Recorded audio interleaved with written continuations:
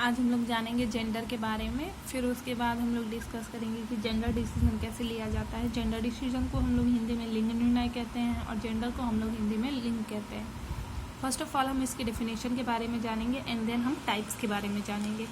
तो मैं लिंग की कॉमन सी एक डेफिनेशन है, संज्ञा में स्त्री या पुरुष जाति का जो सूचक होता है उसे लिंग कहते हैं। मतलब जो ऐसे शब्द जो पुरुष जाति या स्त्री जाति का बोध कराते हैं उन्हें हम लिंग कहते हैं। फिर उसके बाद है कि जो शब्द पुरुष जाति का बोध कराते हैं उन्हें पुल्लिंग कहते हैं। संज्ञा में जब हम लिंग की बात करते हैं तो लिंग दो तरीके की होती है, पहला है स्त्रीलिंग एंड देन पुल्लिंग।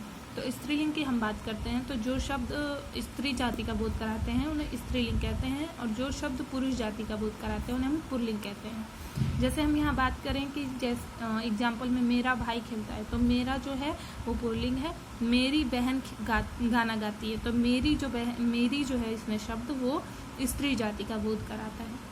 फिर हम बात करेंगे लिंग निर्णय जिसे जेंडर डिसीजन कहते हैं। तो हम कहते हैं कि प्राणीवाचक शब्दों का मतलब होता है जो ऐसे जीव जंतु जो होते हैं जो सांस लेते हैं उन्हें प्राणीवाचक कहते हैं। तो प्राणीवाचक जीवित प्राणियों के लिंग की पहचान प्रकृति होती है। मतलब जो जितने भी जीवित प्राणी होते हैं उनका जो जेंडर डिसीजन होता है वो नेचुरल होता है। उन्हें हम नेचुरल तरीके से प्राकृतिक तरीके से पहचान सकते हैं। और अप्राणी वस्तु मतलब जैसे जो ऑब्जेक्ट्स होते हैं जो सांस नहीं लेते हैं का लिंग जो होता है वो व्याकरणिक होता है, ग्रामेटिकल होता है। अब इसके बाद हम कहेंगे कि हिंदी में कुछ शब्दों का लिंग जो है एक समान होता है। मतलब कुछ शब्द ऐसे होते हैं जिनका लिंग जो होता है वो समान होता है। ऐसे शब्दों के लिए हम मेनली दो तरीके की लिंग का यूज़ करते हैं। पहला है लिंग नित्य स्त्रीलिंग और नित्य पुल्लिंग। नित्य स्त्रीलिंग और नित्य पुल्लिंग के बारे में हम जानते हैं अब।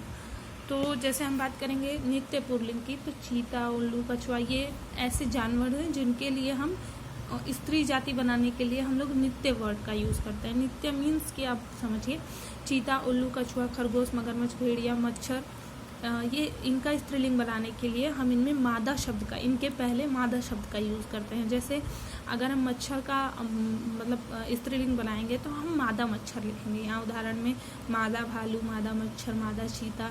हम इसके लिए नित्य पुल्लिंग हम इसे कहते हैं जब हम किसी भी जेंडर के आगे, किसी भी जेंडर को रिप्रेजेंट करने के लिए किसी शब्द के आगे मादा लगाते हैं तो हम उसे कहते हैं दैट इज़ मादा स्त्रीलिंग। मादा स्त्रीलिंग मतलब मादा भालू या मादा भेड़िया, मादा खरगोश, इस तरीके से जो शब्द होते हैं वो नित्य पुल्लिंग में आते हैं। अब हम नित्य स्त्रीलिंग की बात करेंगे तो मक्खी, छिपकली, मकड़ी, तितली, कोयल जो आदि इनके पुल्लिंग बनाने के लिए हम जैसे हम ये जो जानवर हैं जो भी हैं इन जानवरों का जब हम पुल्लिंग बनाते हैं स्त्रीलिंग से तो हम इनके आगे नर लगाते हैं। जैसे यहाँ पर नर मक्खी, नर छिपकली, नर मकड़ी, नर तितली, इस तरीके से हम अलग अलग लिंग्स को रिप्रेजेंट करते हैं। मैं आपको एक बार और बताती हूँ। लिंग हम कहते हैं ऐसे शब्द जो स्त्री जाति और पुरुष जाति का बोध कराते हैं।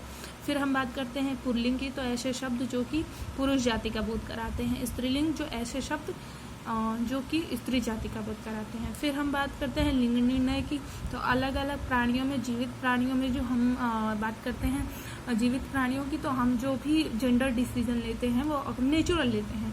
और अगर हम बात करते हैं कि नॉन लिविंग थिंग्स की तो उनका जो जेंडर डिसीजन होता है वो ग्रामेटिकल होता है।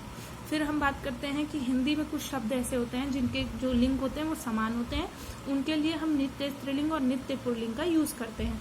जब हम नित्य पुल्लिंग की बात करते हैं तो कुछ जानवर ऐसे होते हैं जिनके आगे जिनका स्त्रीलिंग बनाने के लिए हम मादा का यूज़ करते हैं। जैसे मादा भालू, मादा भेड़िया, मादा मगरमच्छ, मादा उल्लू या मादा खरगोश। ये कुछ जानवरों के नाम हैं जिनका हम नित्य पुल्लिंग से नित्य स्त्रीलिंग में ट्रांसफॉर्मेशन करने के लिए मादा का यूज़ करते हैं।